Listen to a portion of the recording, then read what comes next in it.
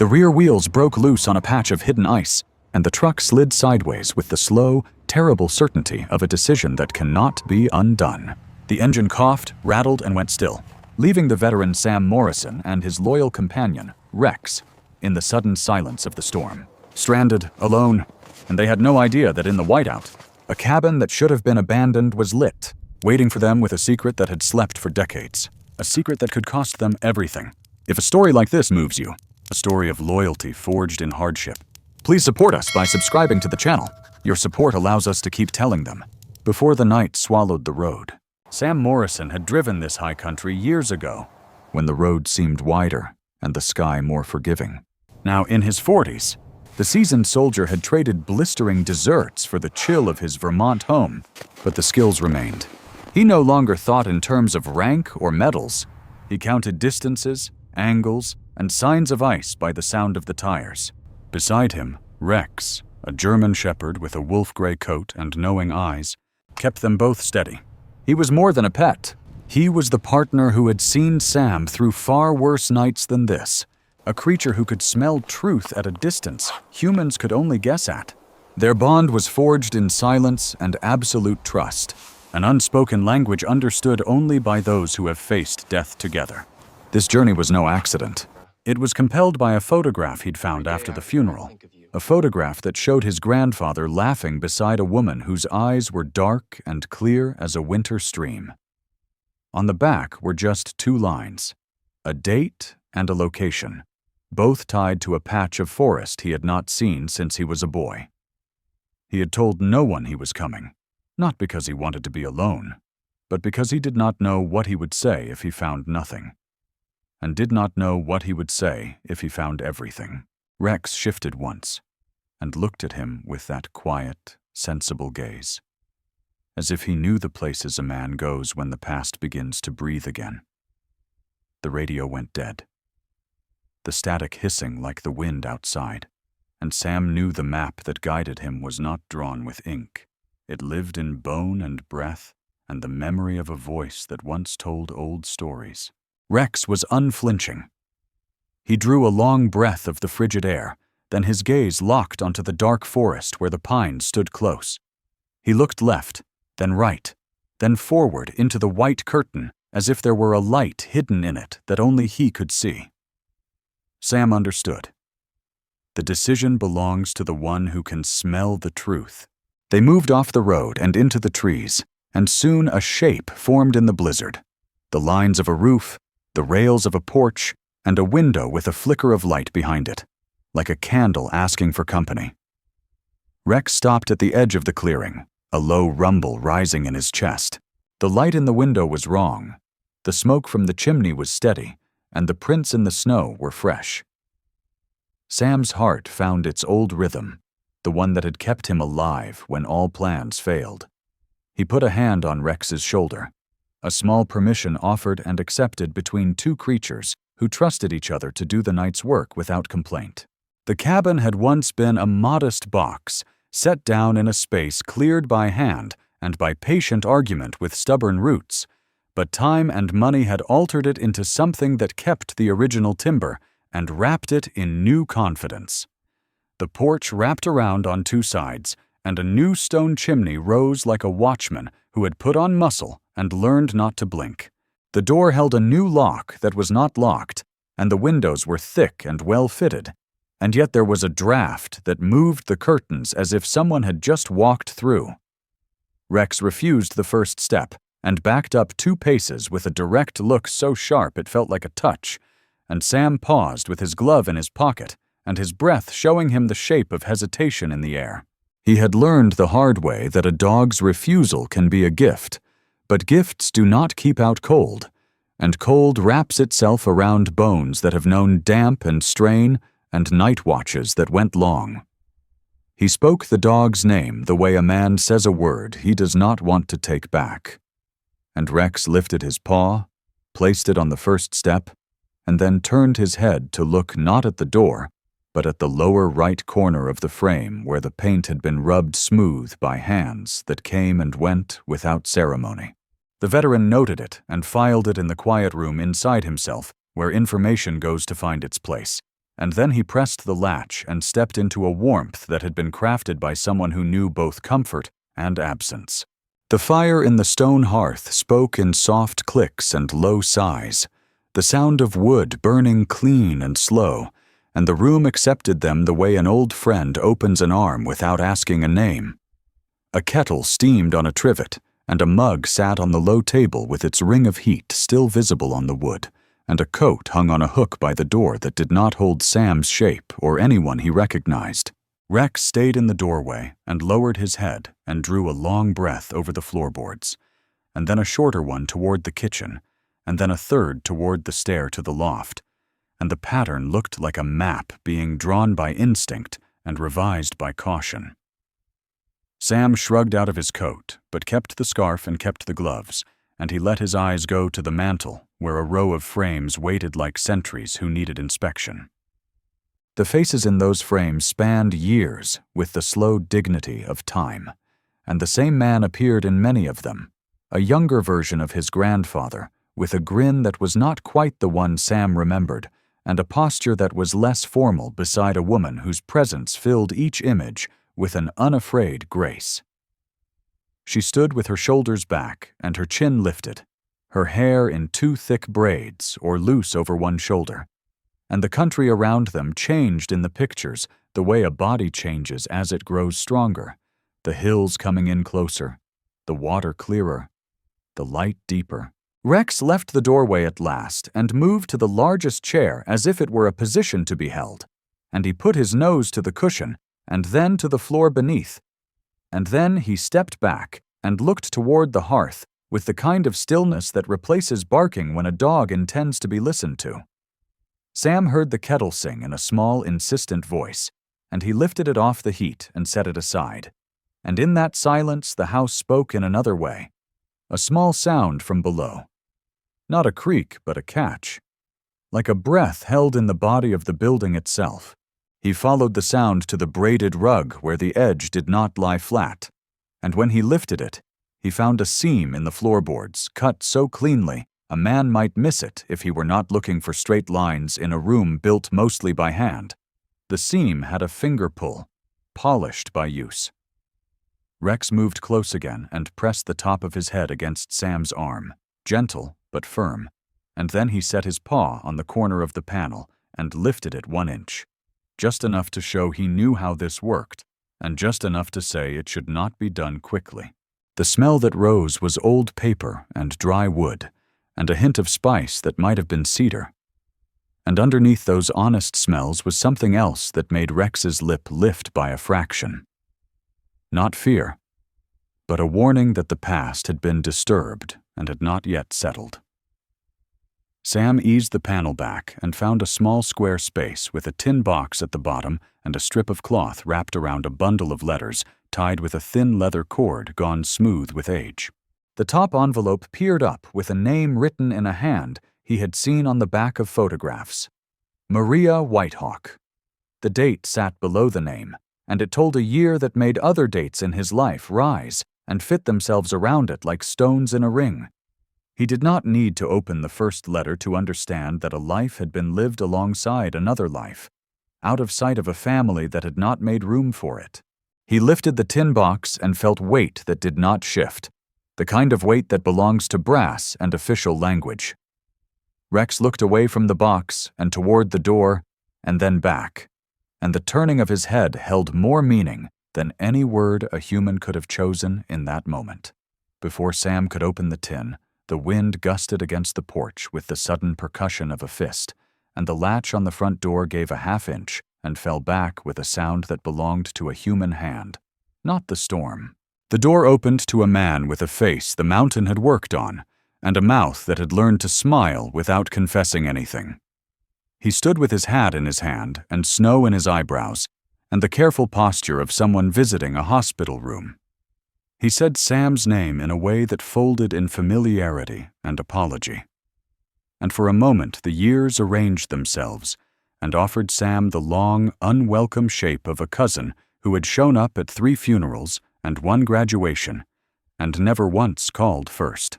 Rex came forward with a step that did not display and did not threaten, and he placed himself where a line would have been if the room were tape-marked and the situation rehearsed. The man said his own name, and it matched the one in Sam's memory. Jake Morrison. He shook his head as if the journey he had made through the storm had taken more out of him than he intended to show. And then his eyes moved to the open floorboard, and the tin box, and the letters, and the set of Sam's shoulders, and his smile softened into something that looked like hunger, wearing a polite coat. Jake talked in a measured way that would have sounded reasonable in a bank office or a lawyer's waiting room, and he put his hand on the back of the nearest chair, but did not sit as if he understood that sitting was not yet on offer. He spoke of research and property maps and old records that had returned to light when a county office was digitized and the index revealed names that had been spelled wrong on purpose. He spoke of contracts and promises and the kind of language that keeps something out of sight while sounding like agreement. And he mixed those words with others that carried warmth. Heritage, kin, memory. Rex angled his body to face both Jake and the door, and he kept his eyes on the man's hands, and he breathed evenly. And with every breath he was telling Sam where the air felt thin and where it felt clear. The fire burned quietly, and the storm pressed its face against the windows without gaining entrance, and the kettle cooled, and the letters waited as if they knew this conversation would walk around them for a time before returning. Sam answered without raising his voice and without shifting his weight, and he did not argue about the ink on old papers or the square footage inside a set of boundary lines. He spoke about respect with the same tone he used for safety checks and range rules, practical and unbending, and he said the names of people who had been made smaller in public and carried whole in private. He said he would not move forward without the right people in the room and the right light on the table. And he said this cabin was not a bank, and this night was not a transaction. Jake listened with a tilt of the head that could have been patience and could have been calculation, and when he answered there was a new note in his voice.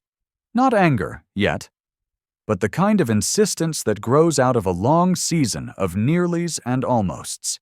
He gestured toward the floorboard and asked to see what had been found, and when Sam did not move right away, Jake stepped closer, the set of his shoulders changing by a degree that Rex read the way a calm sea reads the tremor of an oncoming boat, long before a human ear hears the engine.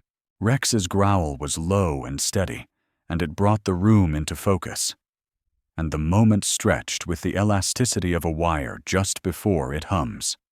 Jake stopped and raised his hands with a little chuckle that tried to make friends with the air. But the chuckle died quickly, because this was a room where pretense could not breathe well. He looked at the fire, and then at the window, and then back at Sam. And something gave way in him that looked like a door opening inward onto a staircase that had been waiting in the dark. He spoke more plainly. He spoke about debt and a last chance, and a man on a phone who would not wait until the thaw. He spoke about buyers who paid for things that should not be for sale, and how he had told himself it would be better if it stayed in the family. Because lies like that are the easiest to hold when a man is tired and scared and hungry for a way out. Sam heard the truth in what was broken and in what was hardened, and he looked down at the letters again and touched the first one with a knuckle, as if to steady himself against the pull of a story that was no longer content to stay under the floor. Rex moved toward the kitchen with a kind of quick certainty that replaced caution, and he stopped by a doorway and put his nose to the gap and took a breath. And then he turned his head so fast it was like a click in a machine, and he pointed his eyes toward the back of the house. The veteran understood. Not all threats come through the front. He stepped to one side of the interior doorway and reached with his left hand while his right stayed free. And he listened. The faint scratch of boot leather against plank came from the mudroom, and a small draft moved cold air across his wrist. Jake looked toward the same place, and then back at Sam with a flash of panic that betrayed him. And in that flash the night rearranged itself and showed its concealed geometry. There were more people than the storm, more footsteps than the house could account for. The line that had divided talk from action grew thinner than a strand of ice on a twig. Rex lifted his head higher and widened his stance, and his eyes changed the way a dog's eyes do when a game becomes something else, and a team of two turns into a formation meant for defense. By dawn, the world would shrug off the blizzard and join its roads again, and the tidy maps would look trustworthy and kind. But this night had work to do, and it had chosen its witnesses carefully. The cabin held its breath while the three of them stood in the warm light and listened to the cold edge of trouble at the back door. The veteran felt the old calm arrive as if it had been waiting just outside for an invitation, and the dog took one step forward and set his paw on the doorframe like a seal placed on a document about to be opened. The letters in the hidden box rustled as the draft touched their edges, and the first line of the top page lifted for a second, just enough for a single name to show itself. A name written in the same hand as the photograph, and the date, and the promise that someone once made and meant to keep, even when the valley said otherwise. The name sat there like a bell that had not yet been rung. And the storm returned to pounding the windows as if to keep time for what would follow. Morning did not come, and the night did not relent. And the next move belonged to the kind of man who mistakes hunger for courage. The back latch turned with a slow scrape that sounded too careful for wind, and the draft in the room turned colder just enough to make the fire throw a different shade of light across the braided rug. Rex did not bark. He stepped left, and then he stepped right. And then he looked directly at Sam and held that look until the message sank into muscle and settled into the long, trained lines of a plan that had saved lives more than once. In that glance, a division of labor was agreed upon without words. The veteran would take the angle and the wall. The dog would take the middle and the first contact. The letters would wait, because the living had earned precedence, and the dead had already waited long enough to be understood when the time was right. The storm outside breathed in, and the house breathed out, and the next sound was a boot heel just over the threshold and the soft clink of metal where a buckle touched wood. Sam shifted to the doorway with weight on the balls of his feet and the easy readiness of someone who has lived long enough to know exactly what he can do and exactly what he will not do. Jake took a half step toward the mantel as if he were drawn to the photographs against his will, and then he seemed to remember which night this was and what he had brought into it. The back door opened fully, and a man stepped into the mudroom with snow on his shoulders and a face that was too young for its eyes. And behind him came a second man with a heavy jacket that had belonged to someone else in another town. They froze when they saw Rex, because even a reckless man recognizes a language that has no dialect and no need of translation. The German shepherd did not move toward them. He did not offer them his voice. He simply drew breath through his nose and let it out slowly through his mouth, and held his body in a line that stretched from the pads of his front paws to the tip of his tail. And that line told a story older than the road outside and truer than the promises that had been spoken in rooms that smelled like cold coffee and bad news. Jake looked at the newcomers with a recognition that stung like salt in a cut. The split-second look of a man who knows the full shape of his own mistake only when it walks through a door wearing a pair of borrowed gloves. He tried to speak before they did, to assert seniority or familiarity or some thin claim to leadership. But the young one lifted his chin a quarter inch, and in that fractional movement the pecking order announced itself without sound. Sam watched the geometry of it settle and knew their night had just climbed into a steeper grade. He let his gaze flick once to Rex, and the dog returned it with the faintest shift of weight, and that was enough to armor courage without inviting folly. The men closed the door behind them to keep the storm out of their business, and in that small act, the line between inside and outside lost its comfort.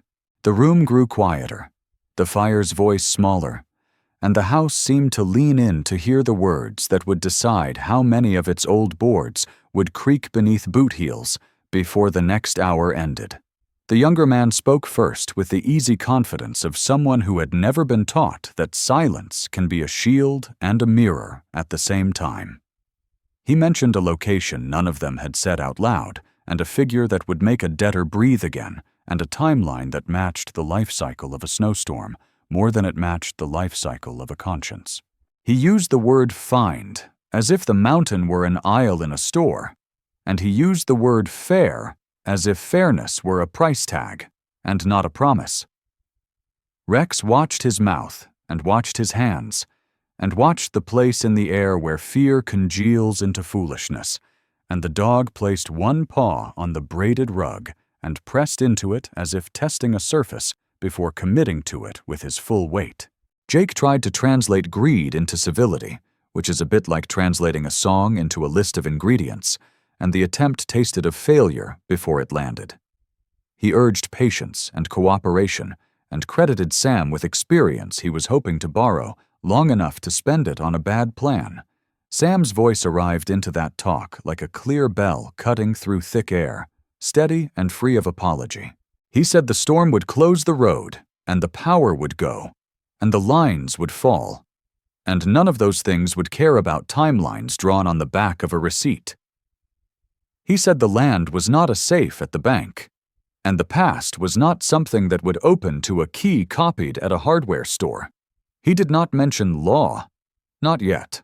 He mentioned respect by telling a small true story about people who had to hide their love because a town could not keep its mouth shut, and because paper can be made to say anything when a man with a stamp wants to earn his pay. He said a name aloud for the first time in that room the way one lights a candle that has waited its whole life to be lit. The room changed when he said it.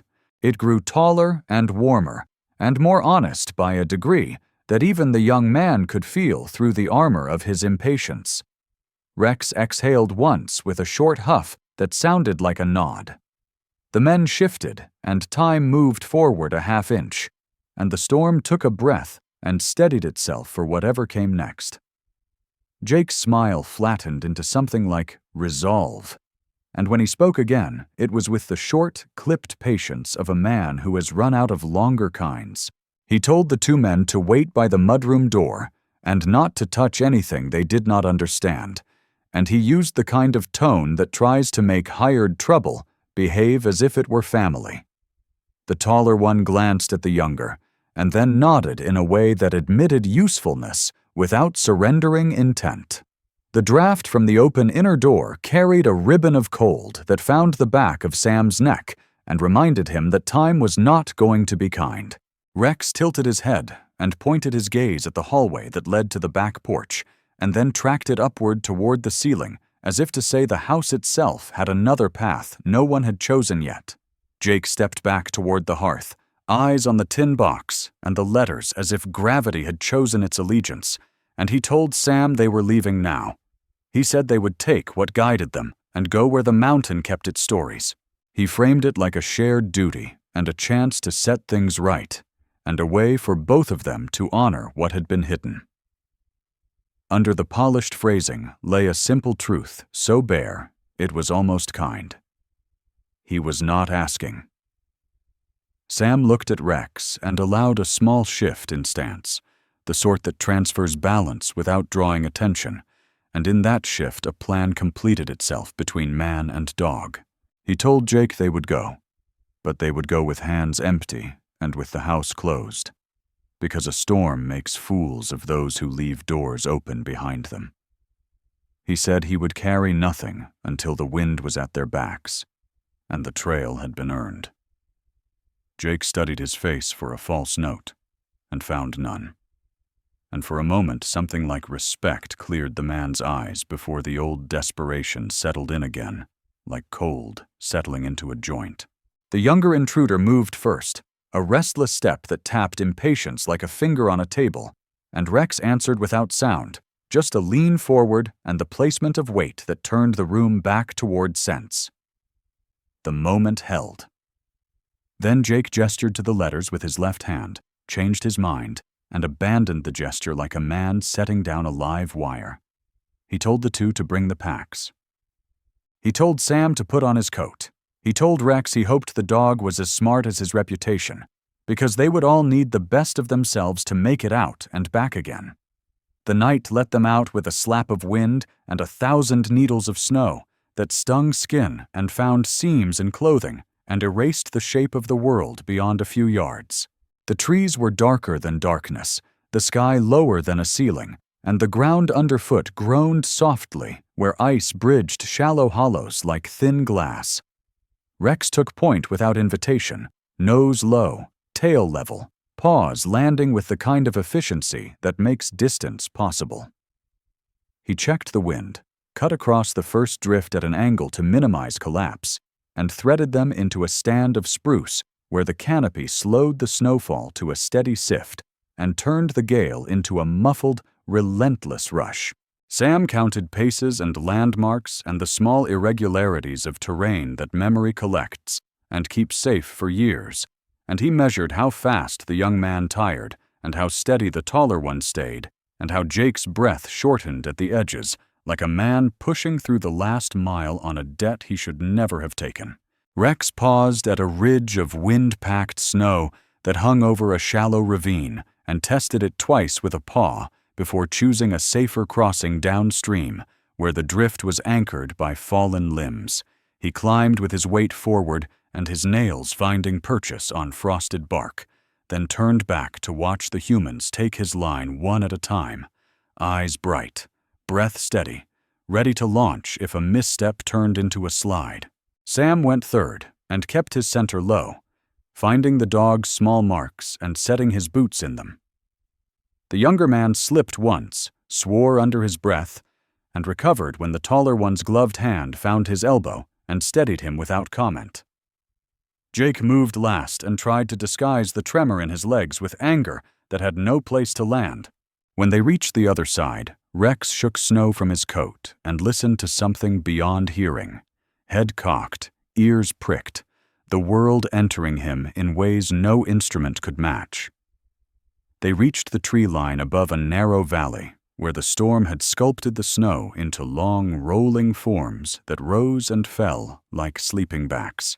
A black seam showed where a brook ran beneath ice, the sound of running water muffled and steady under the depth, a heartbeat in the white. Rex slowed and reconsidered the route, choosing the high ground where young birches bent in arches under the load and the wind slid across. Less a blow, more a constant hand. Sam understood the choice the instant he saw it. He put a gloved hand on Jake's shoulder when the man veered toward what looked easier, but would have put them on a snow bridge over the brook, the sort of inviting miracle that collapses when weight and luck arrive together. Jake shook off the touch, then looked down, then swallowed hard when the surface sagged under his first testing step. Pride backed away and let sense take the lead for the space of 5 strides. Rex moved again, fluid, certain, the rhythm of a creature using everything it has been given in exactly the way it was designed. They were 1.5 miles from the cabin when the light found them. A beam cut sideways through the storm and painted the trunks with a brief, stark glare, then vanished, then returned from a different angle. Rex froze and lowered his head, not in fear, but in calculation, and Sam moved beside him and knelt as if to adjust a bootstrap. The young man lifted his light again, and the beam flicked across them and away and back, and then he swore and announced he couldn't see past his own breath, and the taller one told him to cup it with his hand and conserve battery. Jake said nothing. He knew who had turned the night into a camera, and he knew who could read exposure with their eyes closed. Rex moved them off the line the light wanted and down a small fold where spruce branches held the snow in a kind of tent that made a shallow, clean darkness. They waited while the wind wrote over the prints they had just made, and in that pause a crack sounded somewhere close, sharp and final, as a snapped bone. It came again, and a third time. and then a groaning sigh from above told the whole slope to hold on. Rex lunged forward and hit Sam's thigh with his shoulder in a direction that did not make immediate sense until the top layer of snow detached itself from the hillside 30 yards upslope and became a white river sliding absolutely silently for the first second and a half. Sam grabbed Jake's packstrap and shoved him sideways toward the cluster of saplings that stood like a small choir, then threw himself toward the same living stakes as the slide arrived in a rush of weight, air, ice, and sound that erased all other sounds. The young man screamed once, cut off by the snow's thick hand. The taller one wrapped an arm around a trunk and leaned into it with the practiced instinct of someone who has ridden out floods and storms before. Rex went low and dug, claws ripping at the crust to get purchase on the earth below, the only anchor that would matter for the next 10 seconds. Snow slammed past, over, around, cold burning the face, white filling every angle, weight dragging at legs and gear, the world reduced to holding on. Then motion ceased as suddenly as it had begun, leaving a heavy quiet broken only by the low hiss of airborne snow settling. Rex shook once, flinging powder from his coat, then went to work with terrible focus, nose to the new surface, breath sharp, lungs working like bellows. He quartered the slope with a precise pattern, a living grid search, tracking the scent of panic and wool and battery acid and blood beneath 2 feet of fresh trouble. He stopped, pawed, thrust his muzzle into the snow, and barked once, a clipped, commanding sound that meant here. Sam was there in 2 seconds, cutting with gloved hands, scooping with forearms, tossing aside blocks, ignoring the way the cold stabbed at his fingers as if the storm wanted to make a new possession of his hands. He found a sleeve first, then a shoulder, then a mouth packed with snow. He turned the head, cleared the airway, blew a breath, delivered a name into the wind. The boy gasped, choked, sobbed, his chest heaving. Rex leaned in, licked snow from the boy's nostrils, and then moved on before gratitude could slow him. The taller man shouted from 10 yards away, voice tight but controlled, saying he was good, that he had a leg caught but not broken.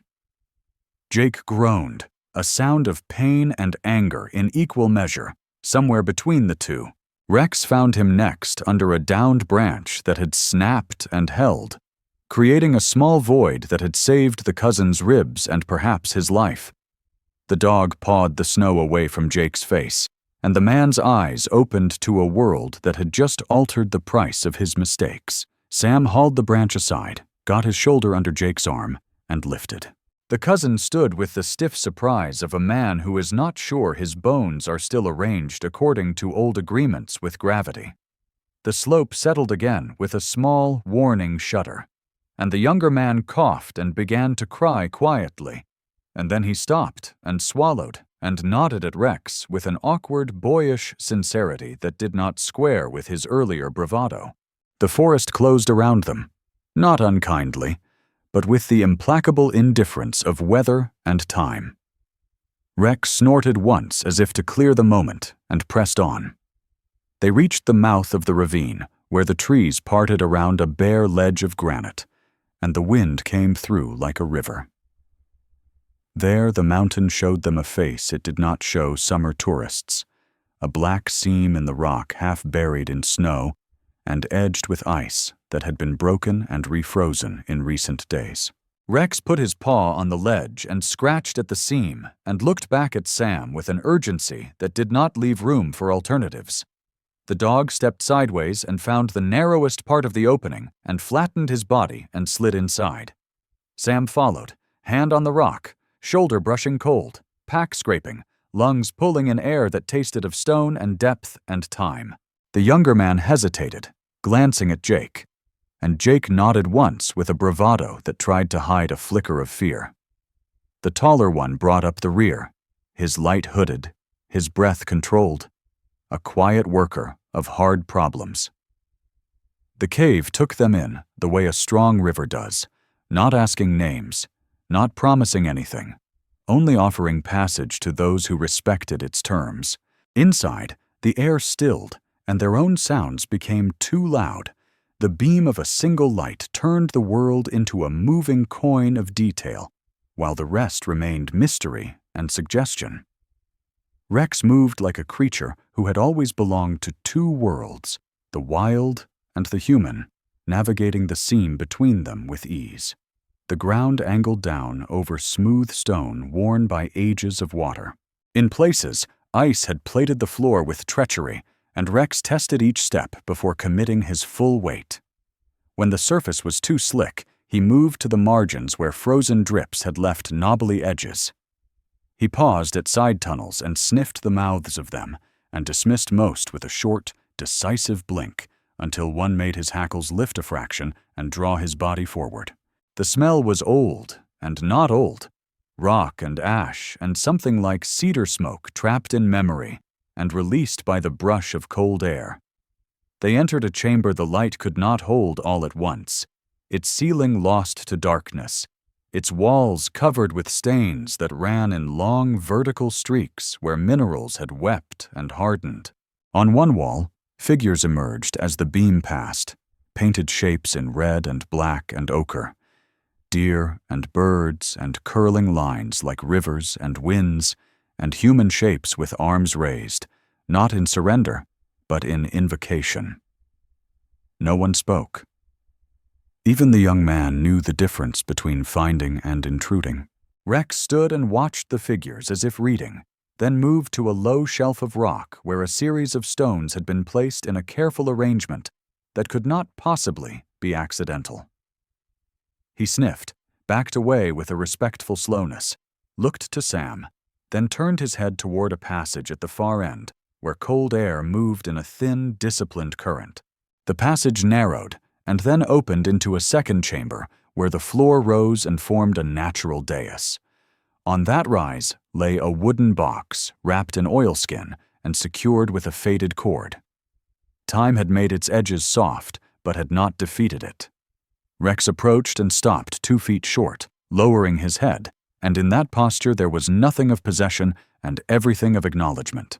Sam's chest tightened with the double pull of blood and duty. He could feel his grandfather's presence here, the way a man feels the heat left in a chair by someone he loved. Jake took an involuntary step forward, and Rex redirected him with a single movement of his head and shoulders that would have been gentle if he had not been a shepherd. Jake's foot stopped midair and returned to the ground like a good idea, returning to a mind that had forgotten how to host them. The taller man touched the young one's sleeve and shook his head once, slowly. The boy swallowed. Sam went to one knee, not to open the box, but to place his hand flat against the rock beside it. The stone held a faint warmth, not physical, but carried the way a wooden pew carries a century of prayers.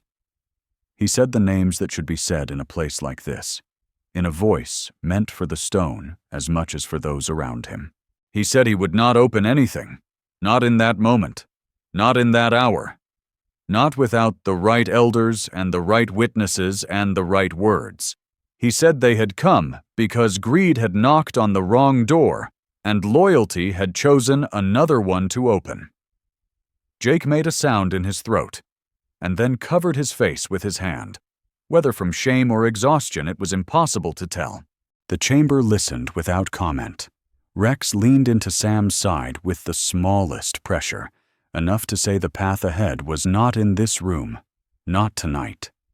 They turned to leave, and that was when the mountain spoke. A deep, slow groan filtered through the stone, followed by a brittle, high crack from somewhere toward the entrance.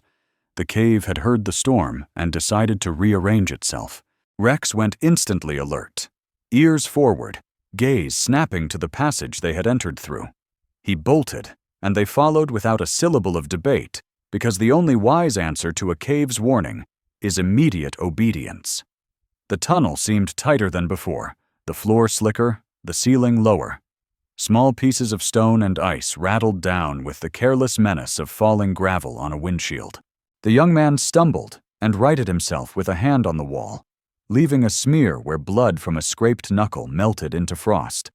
The taller one pushed him from behind to keep him moving, when fear made legs forget their work.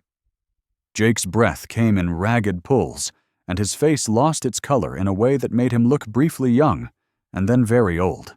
Near the entrance, the ceiling had sloughed off a wedge of limestone that lay across the floor, like the fallen lid of a chest. Air moved harder around it, the passage narrowed, and beyond it, the storm's sound pressed in like a crowd. Rex planted his front paws on the stone and pushed, not to move it, but to test its stability.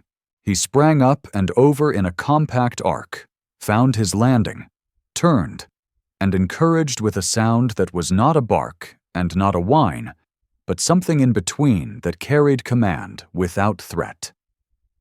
Sam climbed next.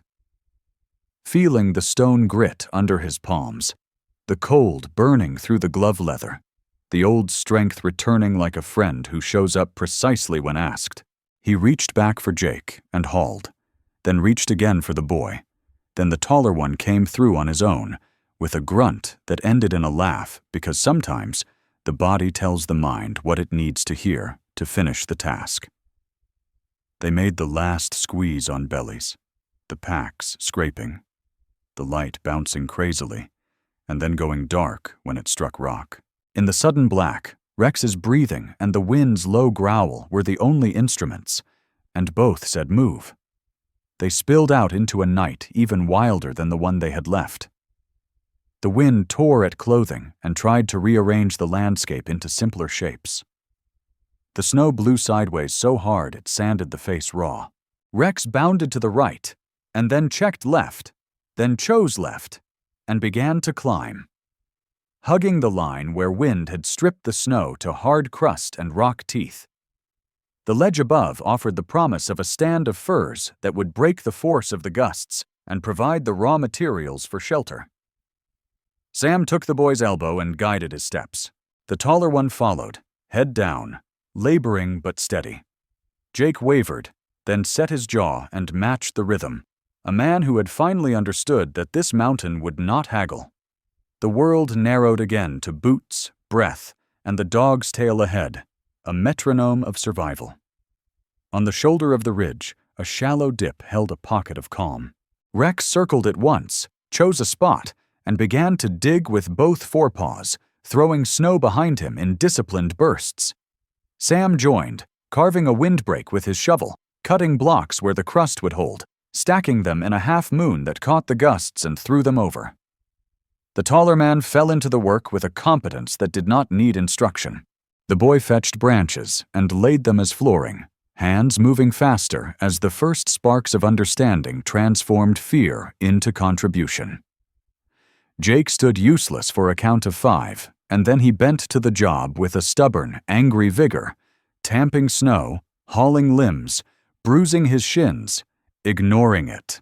Rex paused long enough to put his paw on Jake's boot and press down, a touch that was both a thank you and keep going.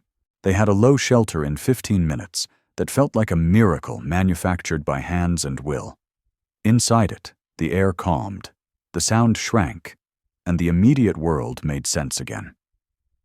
They passed a small stove around to warm fingers and thaw the edges of gloves. They shared water hot enough to sting and sweet enough to make speech return, and in that returning speech, the boy asked what they had found in there with a voice that did not yet know how to be careful with wonder. Sam said they had found proof of love and patience and ceremony, and that proof belonged to people who had not been asked enough times what belonging meant to them. He said they would go back with those people, and with permission, and with care, and he said the mountain would be there when they did, if they remained worthy of its patience. Jake watched his face, and then stared at his hands, and flexed them in the heat, as if feeling the possibility of a different use for strength than the one he had brought up the ridge. The storm built a deeper voice outside and sent it searching along the ridge for careless shapes to scold, but the notch held. Rex lay with his body curved along the entrance and his head out, eyes open, watching the night write its dark script across the trees. Every few minutes he lifted his muzzle to taste the air, reading for changes the way a captain tastes river water for silt.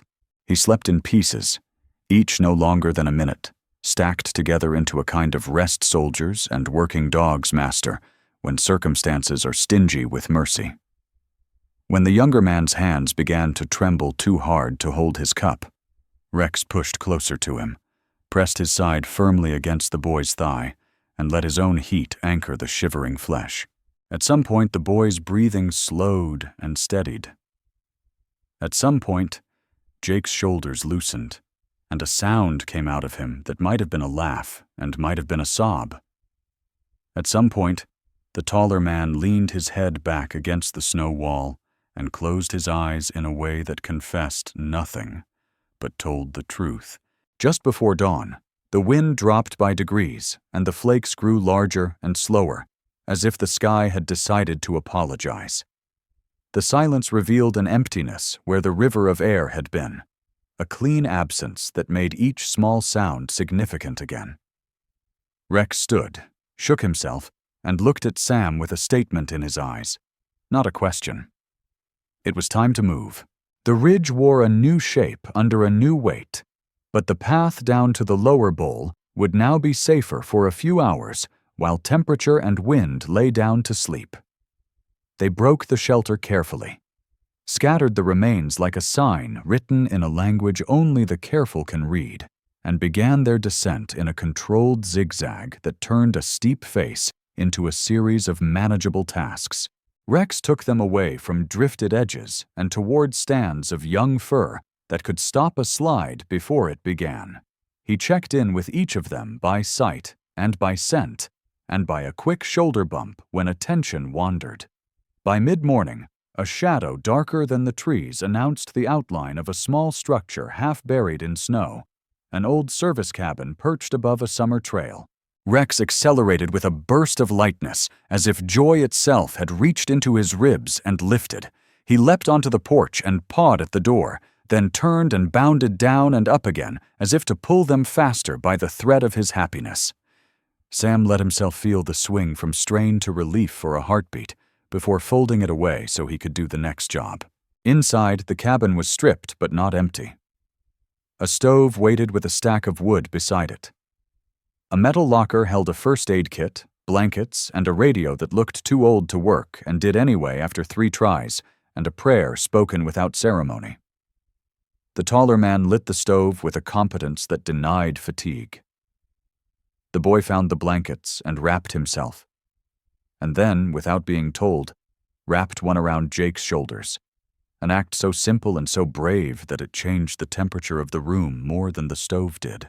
Jake accepted it with a nod that contained a dozen unspoken apologies he did not yet know how to offer. Rex lay by the door with his head on his paws and watched the forest through the small glass as smoke began to curl from the chimney, and the room filled with the kind of warmth that makes faces human again. Sam keyed the radio and spoke in a calm, unhurried voice, giving coordinates and a summary a dispatcher could use without guessing, each word placed with care to build a clear path for strangers to follow when weather allowed. He did not ask for miracles or dramatize their condition. He said there were 4 men and a dog, one with mild hypothermia, one with bruising and a probable sprain, one exhausted, all stable for now. He said they were safe and would remain so. He said they would need a ride out when the mountain allowed. The voice that answered sounded like good boots on a clean floor, steady and practical. And it promised what could be promised, and no more.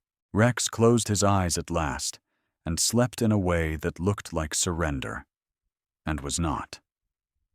Even in sleep, his ears turned toward the smallest changes in the room, adjusting to breathing patterns and the shift of wood in the stove, and the soft slap of a loose shingle on the roof.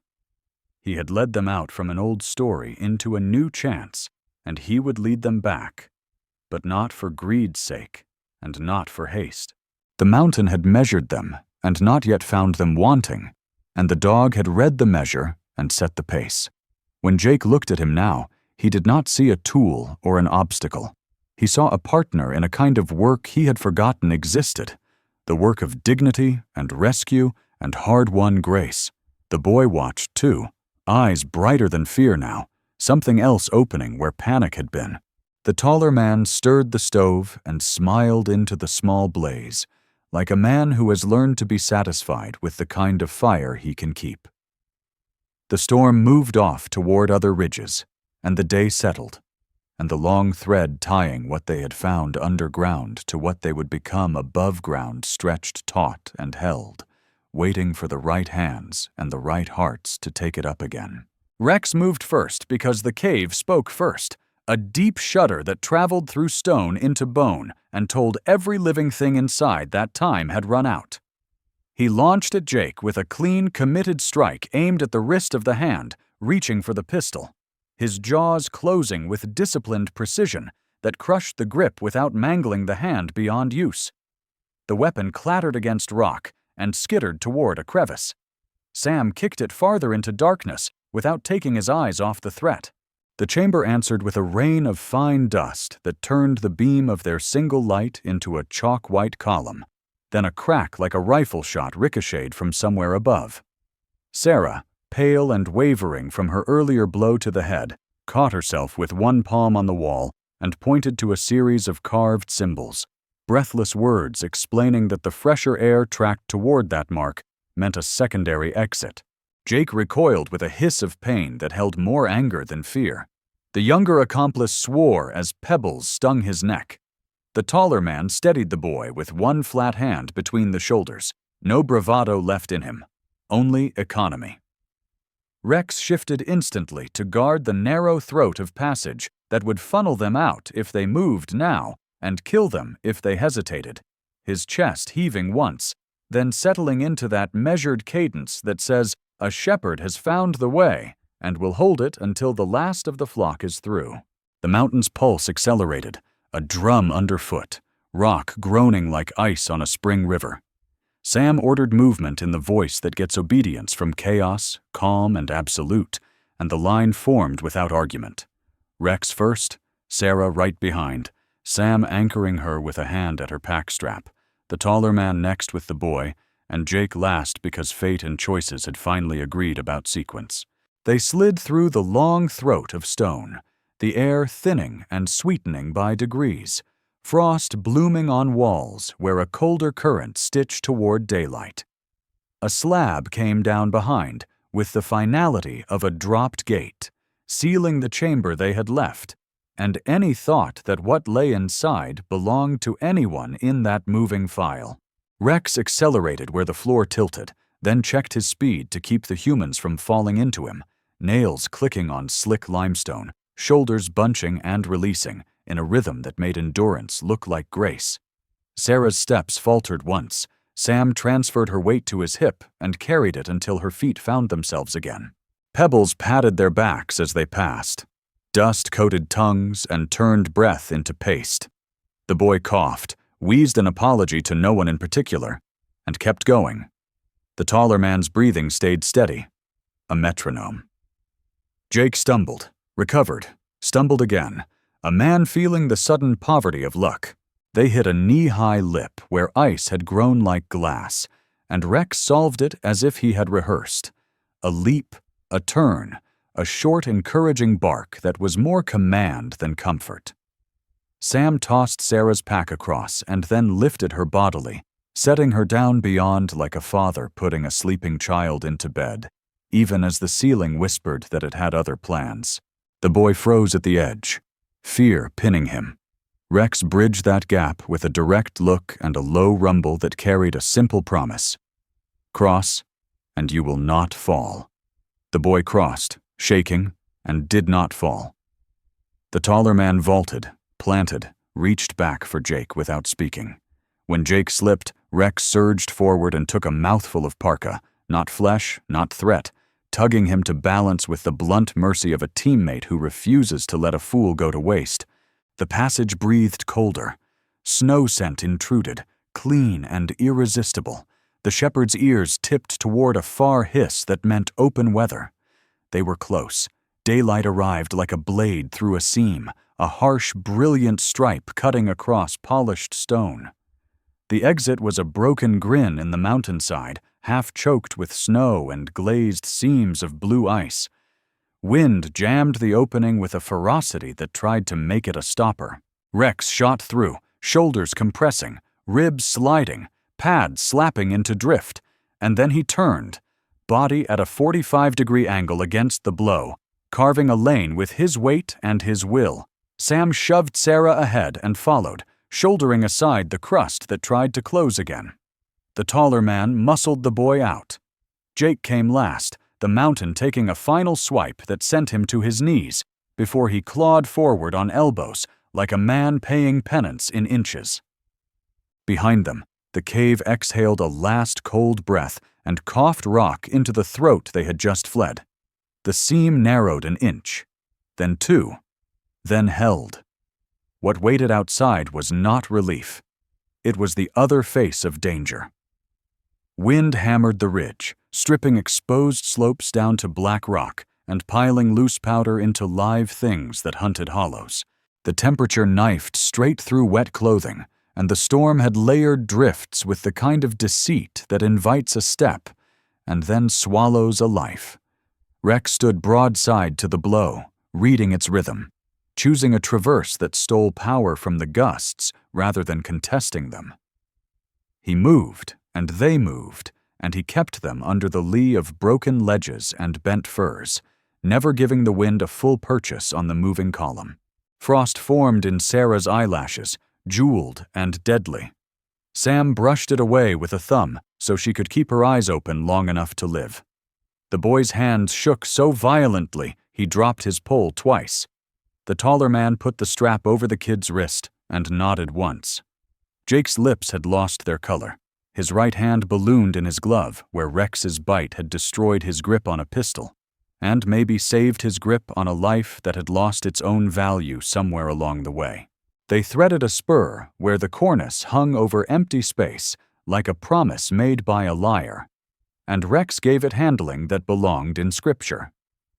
He angled downslope to a safer traverse, tested the firmness with 2 fast, shallow punches of his paws, and shifted the whole caravan across in a diagonal that reduced load and denied collapse. One at a time, he demanded with a stare. One at a time, they obeyed, each set of prints exactly in his, on the knife edge. In the space below, the mountain had piled 100 seasons of falling, a basin deep with snow that kills without malice. They crossed. They lived. The storm, offended, reared and slammed them with a cross-gust that flipped the boy like a page. Rex cut back, hit the kid's hip with a shoulder check that planted him, then flowed on, not looking back, because he didn't have to. Trust had become a fact in those minutes. Trust moves faster than doubt in good hands. The wolves announced themselves where the trees thickened and the wind lost its voice, a chorus sharpened by hunger and winter and long nights. Eyes shifted in the understory, pale coins flickering and gone, then there again in a crescent. Rex went still, then larger, his hackles rising not like a crest, but like a drawn blade. He put himself on a line between that hungry crescent and the fragile cargo behind him. Head low, tail level, a statement older than iron. The lead wolf slid into view. A shadow poured into the shape of a dog with a face built by endurance and arithmetic. There was a pause in which the forest listened to the old negotiation. Lineages speaking across centuries from opposite banks of the same river. A second, no more. Then the pact failed on the wolves' side. Hunger chose impatience. The circle tightened. Rex moved with the clean violence of a decision made for the right reasons. He burst forward 3 strides and hit the lead wolf chest to chest, jaws driving for the side of the neck where leverage lives. Snow exploded around them. The pack flinched in shock at the audacity. Then 2 came from angles meant for hamstrings and flanks. Sam had already stepped to the right and raised his voice, not a shout, but the clipped syllables that carry authority over panic. The taller man swept a branch low and hard into the face of a gray that had cheated left. The boy swung his pole and missed, but forced a 3rd wolf wide. Rex broke the leader's balance, twisted, released before teeth could find his throat. re-engaged from the other side to deny an angle and occupy two at once. His breath roared. His eyes were not mad. They were lucid, counting. He took a slash on the shoulder that bled bright, punished the attempt with a crushing counter, and never once backed toward his humans. He backed toward space. He created room for a retreat that was not panic, but a tactical relocation. Sam read the ledger and made the call. Back into the windbreak. No chase, no run. Present large silhouettes. Objects lifted high become antlers in a language all canids obey at a distance. The formation rearranged in 3 heartbeats. The wolves lost heart the way hunger does when cost exceeds prize by a single, decisive unit. They peeled off, not broken, but convinced, for now, that the arithmetic was wrong. The leader limped after them, a line of red on white teaching a lesson the pack would remember for a week or two. Rex stood and bled, and did not shake because shaking throws heat away, and heat had become currency. Sam knelt at his shoulder, pressed a hand into the fur to feel depth and track direction. Superficial, ugly, serviceable. He tied a strip of cloth under Rex's chest to slow the ooze without pinching movement. The dog looked at him once, a brief permission to touch, then lifted his head back to the trees with all of his attention, because permission is not abdication when the job is shepherding. The forest deepened. The storm thinned. Cold compounded. Sarah began to list, her feet obeying orders the way a signal obeys a broken wire. Rex slid under her arm without breaking stride and took some of her weight, lending a rhythm her body could mirror, a metronome wrapped in fur and heartbeat. The boy tried to help and tripped. The taller man caught him and assigned him a simpler task: carry heat. The kid tucked water bottles and chemical warmers against his ribs under his coat, and his shivering had a purpose now. It was a relay, warmth being ferried from a core to a pair of hands that still needed to grip rope and life. Jake staggered and then set his teeth and marched 5 paces in silence, like a man who had found a narrow bridge back to himself and was walking it with both arms out. The cabin appeared as a darker rectangle in a world of whites and grays, a small geometry of stewardship cut into indifference. Rex reached it first. He danced on the porch with restrained urgency, pawing twice, then planting himself at the jamb as if to hold the frame steady against the weight of the living arriving. Sam shouldered the door, and the room answered with a hollow smell of long unused safety, dust and cold iron, and the dry wood scent that means restraint, not neglect. They brought Sarah in and faced a choice no one names: heat slowly or kill. Sam rationed warmth like triage, stove lit with tinder that caught on the first dare, flames coaxed from blue whisper to orange certainty. Blankets first for Sarah, but not on skin. A barrier layer to tease the core awake rather than startle it. The taller man's hands worked by memory. The boy handed things without being told which. Jake sat on the floor and stared at his bitten hand, then lifted his eyes and asked what to do. The question rearranged the air, less a plea than a surrender of the wrong kind of authority. Sam gave him work that mattered: tear cloth into strips, boil water, count pulses aloud until the numbers smoothed. Rex paced the perimeter, nose to crack, ear to hinge, body between cold and heat. When the room held a living temperature, he lay finally near Sarah's hip, close enough to share a slow seep of warmth without robbing any from her. His cut seeped through the makeshift band but had slowed. The boy watched him with awe, then surprised himself by talking to the dog under his breath, thanking him in fragments that barely formed into words. The radio took a charge, the speaker crackled, and a clear voice found them across miles of weather. The call went out with coordinates and casualties and time since last intake, delivered in a cadence that telegraphed competence and honesty. Copy. Came back. And then the only promise anyone sane makes the mountain: when the window opens, we move. Dusk made the windows into mirrors. The storm eased again like a tired animal lying down. Sarah woke in increments and ate in spoonfuls as if the bowl were a ladder, and each bite a rung. The taller man rubbed feeling back into the boy's forearms. Jake changed his own dressing clumsily with his left hand and swore softly at himself for how little progress it represented, and how much. Rex slept in small coins of time, stacked like savings, ears swiveling independently. When he lifted his head, it was always before any human heard the thing he had heard. Sometimes it was nothing. A sap crack. A drift settling. Once it was something. A shape outside moving wrong, slow, deliberate, taking shelter from the sky and measuring the door. Rex rose without sound and placed himself between that door and everything breathing behind him. The shape decided the math was unkind and slid away into the trees, taking its quiet with it.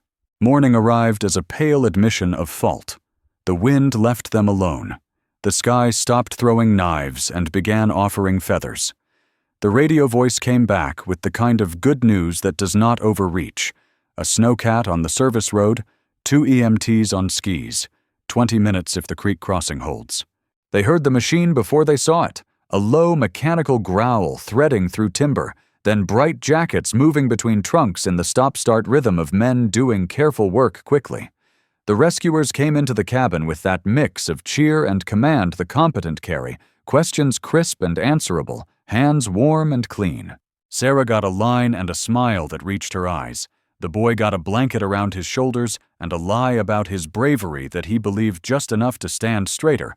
The taller man got a nod of professional respect.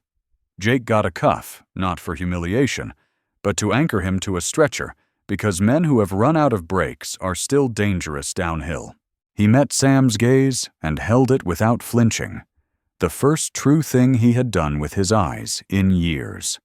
Rex accepted a vet tech's touch with suspicion, moderated by trust in the hands that fed the stove and steadied the injured. The tech checked pads, pressed around ribs, peered at the shoulder wound with a frown that ended in approval. Messy, but wise. A small patch, a careful wrap that allowed range of motion, a biscuit offered and declined because duty was not done. They loaded out in a small parade made dignified by purpose. Sarah first, cocooned, lucid. The boy walking now, hand on the sled like a man pretending not to be relieved. The taller one helping manage the rope. Jake riding last, restrained, quiet, not arguing anymore with the math. Sam took rear guard because habits keep people alive. Rex took point because honor keeps packs together. The ride down was less dramatic than the night deserved, which is the best a day can give in a winter that remembers its debts. The snowcat crawled through drifts, singers on the radio filling silences the way laughter fills a kitchen after a funeral. At the staging area, heat hit them like a kindness. Fluorescent lights made faces too honest. Clipboards appeared. Forms tried to catch stories with boxes and failed in noble ways. Sarah squeezed Sam's hand once, a brief press that contained gratitude, survival, a promise to circle back when oxygen and IVs and protocols had finished their rightful work. The boy shook Rex's paw and cried without shame.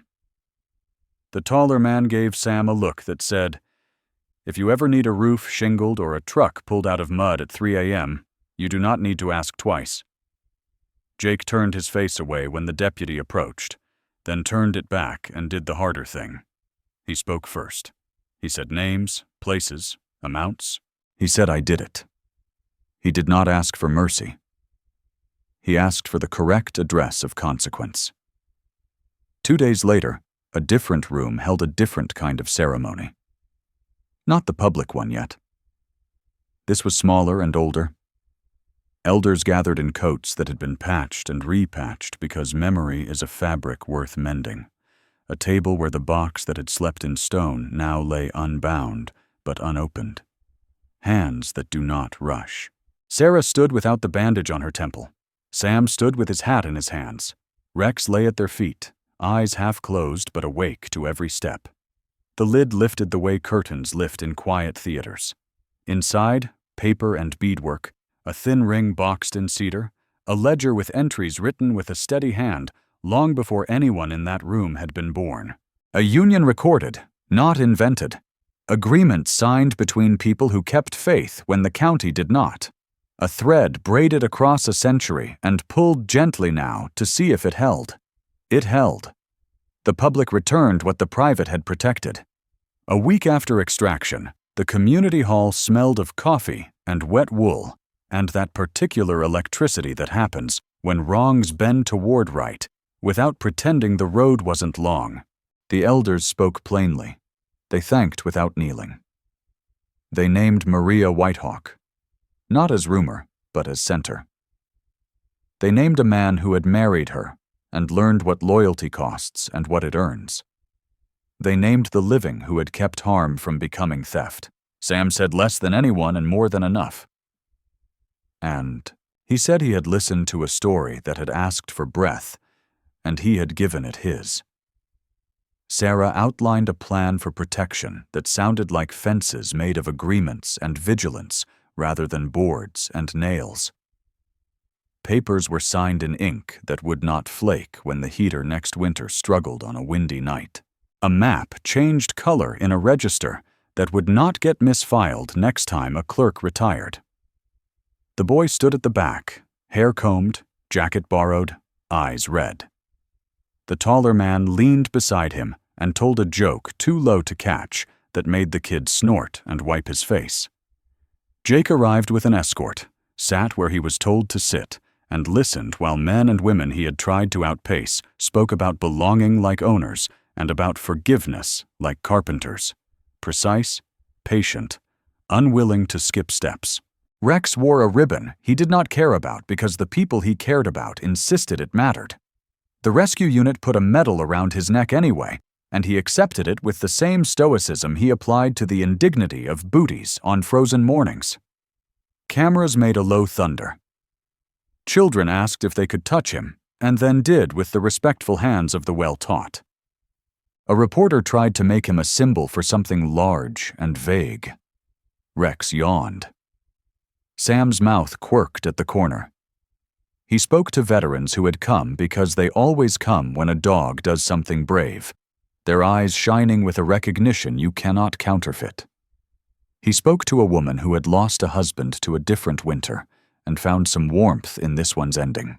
He said, "If you are listening from some quiet place in a small town or a city block, tell where you are hearing this from and who you're keeping warm tonight." And he said it as if he were talking around a campfire that reached across counties, not platforms. People nodded, some wrote, some simply held someone's hand tighter. That night, the cabin took them back. The storm had spent itself into drifts that glittered under a sky so clear it made the lungs ache. Inside, the fire talked in soft voices. The kettle added its own punctuation. Sam read letters that had survived as if they had waited specifically for his voice.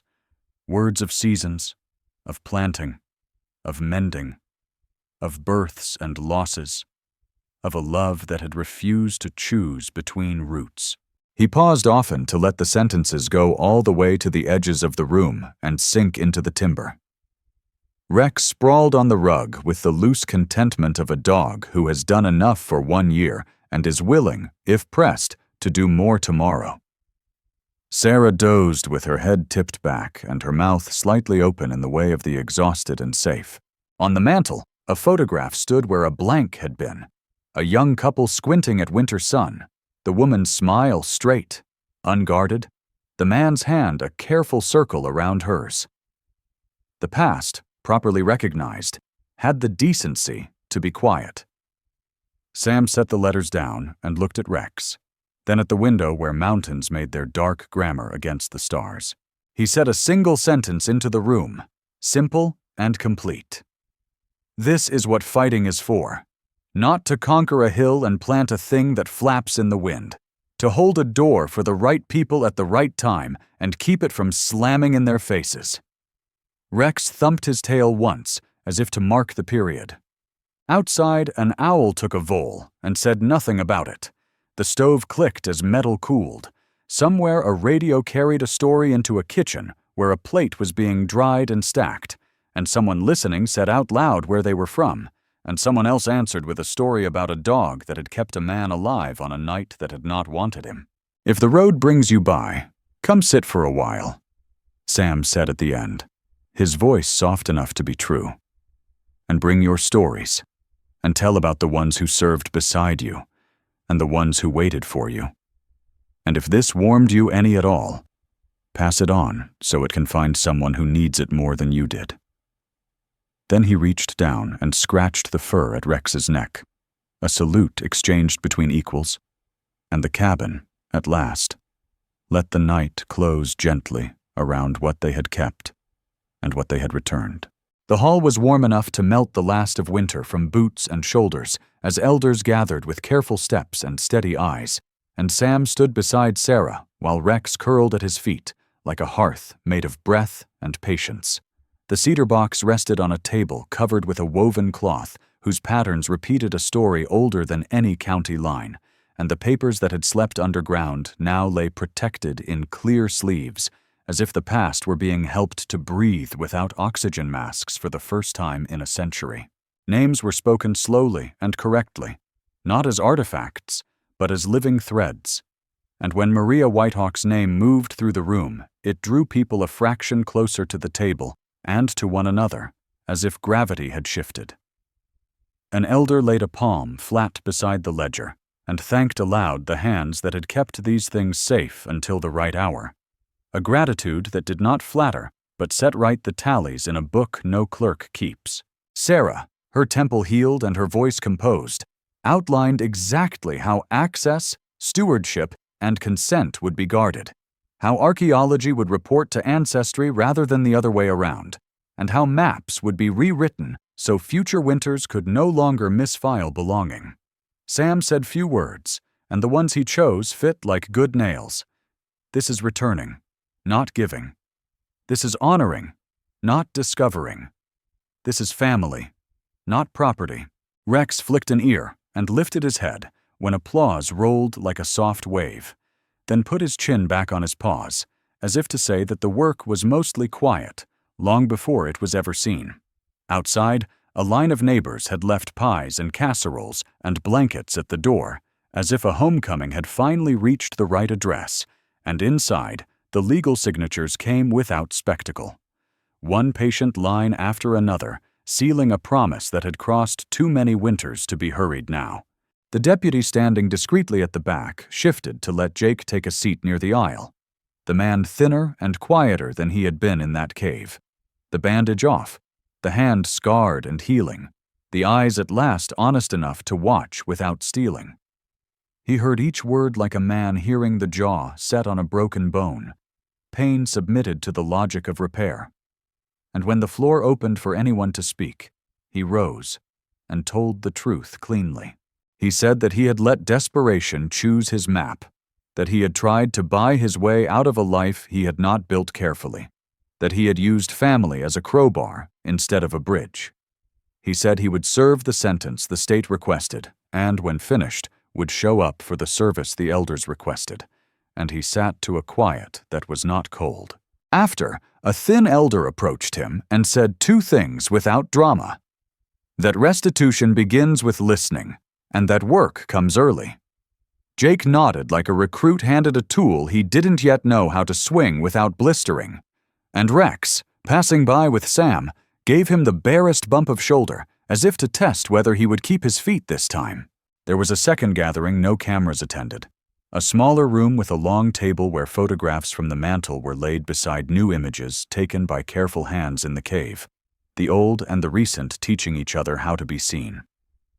Sarah labeled each print in pencil, the graphite workable and humble, while a community historian matched dates in the ledger to faces in the frames, laughter coming quietly when a name and a smile finally shook hands across decades.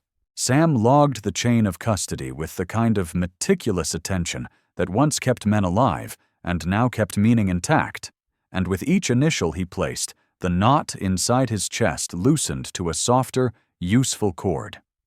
Rex moved from chair to chair, accepting fingers on his head and leaning, just a little, into the touch of a child who had never before been this close to a hero, whose medals clinked softly against a collar meant for work. A singer with a voice like warm bread stood and offered a simple melody, the kind that was meant to place feet back on sure ground after they had been running over rock and suspicion, and the small group let the notes find their bones and their breath and undo what the storm had knotted tight. By the end of the week, the rescue unit called Rex and Sam to the firehouse, where coffee smelled like duty and tables smelled like varnish, and the clatter of mugs sounded like stories, starting whether anyone was ready or not. The chief, whose mustache had seen 30 winters, pinned a medal on Rex that looked heavy and sat perfectly, and read words in a voice that didn't need amplification. For bravery under collapse, for life preserved in whiteout, for the calm that makes courage useful. Rex accepted the moment with the patient courtesy of a professional, nosed the chief's wrist in thanks, and then leaned his weight into Sarah's shin because she was holding a bag that smelled faintly of the jerky the vet had approved. The room laughed, the kind that seals a room rather than empties it. And then the chief raised a second envelope for Sam. Not a medal this time, but a letter of commendation that would hang in the restored cabin alongside the photograph that had begun the journey. Veterans in the back lifted their chins and met his eyes with that unspoken salute that needs no hand, and an older man with a soft drawl put a hand on the microphone and said if anyone felt like saying where they were listening in from tonight, the station would love to mark a map with all the places this story had reached. A teenager called from a town 2 valleys over, a nurse from a city 2 states away, a trucker on a midnight run said he was rolling past mile marker 114, and that he had once known a shepherd who could count the beats between raindrops before thunder arrived. When the day's last handshake had been traded and the last paper cup crushed into the last bin, Sam drove the old road back to the ridge with Rex's head just barely touching his hip. That small contact like ballast on a ship that had finally found the channel and didn't need to test the reef anymore. The cabin took them in with the humility of a place that has learned it is more bridge than destination, and the fire accepted a match as if a pact had been renewed. Sarah brought a new frame and set in it a copy of the ledger page, where Maria Whitehawk's name and a familiar hand shared a line neither county nor custom had the right to erase, and she placed it on the mantel at a respectful angle so eyes would find it naturally in the course of living. Outside, snow softened into a fine glitter under a sky that had forgiven itself for the week's violence, and the mountains leveled their shoulders in that way they have when they decide not to kill you after all. Sam opened a letter and read aloud, and the room leaned forward invisibly to catch words about planting beans in ground that had been stubborn, and about mending a fence that had learned to sag, and about a morning when a hawk watched the field with the same seriousness a man brings to a promise. Rex sighed in segments as the cadence settled him. Front paws crossed, tail a slow metronome when a line pleased him, eyes half closed, but ready. The community hall was warm enough to melt the last of winter from their boots and shoulders.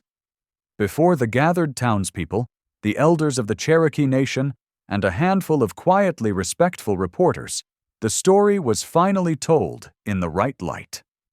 The documents, authenticated and preserved, were handed over not as artifacts, but as living history. Sarah Chen, standing beside Sam, announced the formation of the Whitehawk Morrison Heritage Trust, a joint endeavor to protect the land and its stories. The most unexpected moment came when Jake Morrison, his arm still in a sling, stepped forward. Without excuses, he spoke of debt and desperation, of a greed that had made him deaf to honor.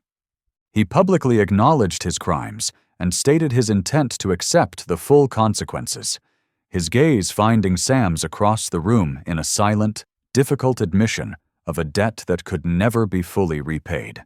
The night of the storm had ended, but the work of mending had just begun. There was a second gathering that no cameras attended, held in the familiar, noisy warmth of the volunteer fire station. Here, Rex was the guest of honor, patiently accepting pats on the head and pieces of bacon from grateful firefighters, A small, hand-carved plaque was hung above the radio dispatcher's desk, naming him an honorary member of the rescue squad. For Sam, the journey's end was not a quiet return to solitude, but an immersion into a community he had long held at a distance. He found a new purpose, not in escaping the past, but in meticulously documenting it, creating a proper chain of custody for every letter and photograph, ensuring his grandfather's hidden life was now protected. The story of their survival spread, and for weeks, the local radio station was flooded with calls from people across the country, not just praising their bravery, but sharing tales of their own loyal companions, turning a personal ordeal into a national conversation about the bonds that see us through the dark. When the last handshake had been traded and the final interview given, Sam and Rex returned to the cabin. It was no longer a refuge from the world, but a part of it. Sarah was there, and together they placed a new photograph on the mantel, one of a smiling elder, a tired but resolute ranger, and a veteran standing beside his dog. The old photos were still there, but now they felt complete. That evening, by the fire, Sam finally read his grandfather's letters. They were not grand confessions, but simple, beautiful stories of a life lived with love and quiet dignity. As Rex slept with his head on Sam's boot, Sam looked into the flames and understood. This is what fighting is for. Not to conquer a hill and plant a thing that flaps in the wind. It's to hold a door for the right people at the right time and keep it from slamming in their faces. Spring arrived not with trumpets, but with the quiet sound of dripping eaves and the first tentative notes of a robin's song.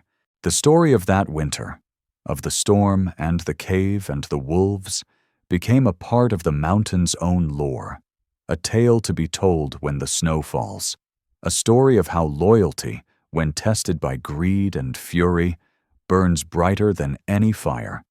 If this story has warmed any part of your winter, we ask you to do one small thing. In the comments below, tell us about the loyal companion who stood by you through a difficult season. Let's fill this space with their names and their stories.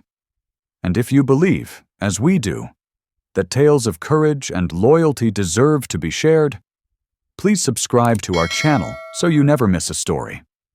The next one is waiting, just beyond the edge of the firelight, and we can't wait to share it with you.